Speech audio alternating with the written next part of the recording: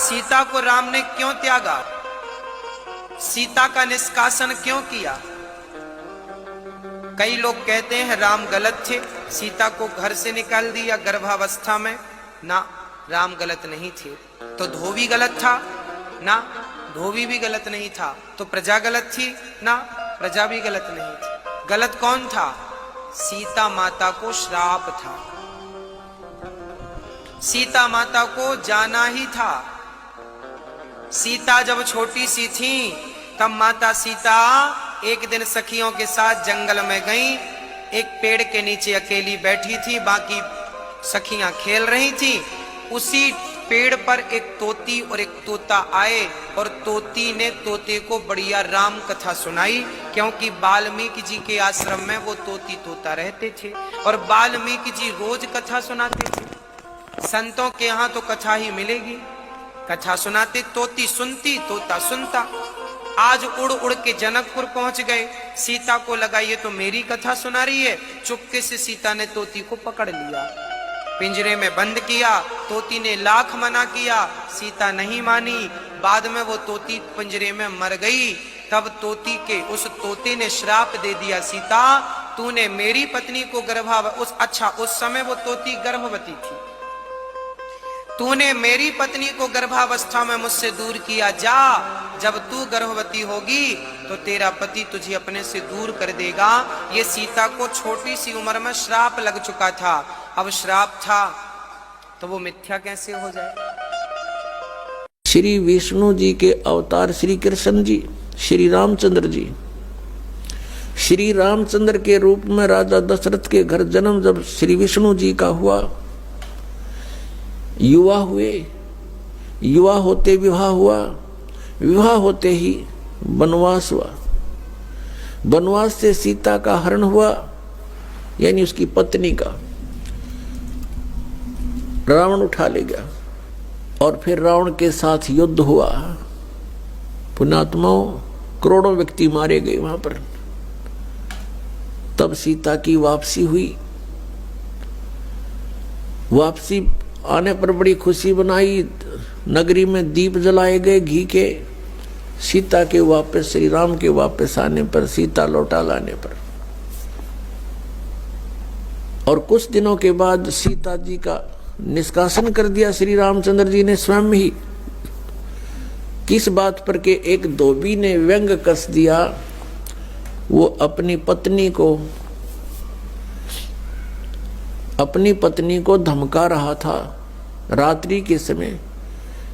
वो किसी उस आपस में कहा सुनी होने से उस धोबी की पत्नी घर से बाहर चली गई थी कहीं अपने रिश्तेदारी में। फिर वो वापस लेकर आया तो उसको धमका रहा था कि मैं तुझे घर नहीं रखूंगा, तू 3 दिन कहाँ रही। मैं दशरथ के पुत्र जैसा नहीं हूं जो वहां पर 12 वर्ष तक रावण के पास रही, उसको फिर घर ले आया। उधर से श्री रामचंद्र जी राजा थे अयोध्या के। पहले राजा लोग अपनी प्रजा के दुख सुखों को स्वयं ही जाना करते थे। रात्रि के अंदर वेश बदल कर घूमा करते थे।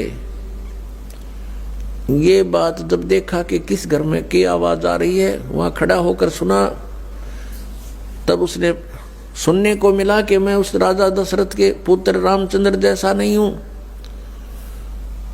जो रावण के पास उसकी पत्नी रही और उसको घर में रखे हुए है। तो सुबह निकल जाना यहां से।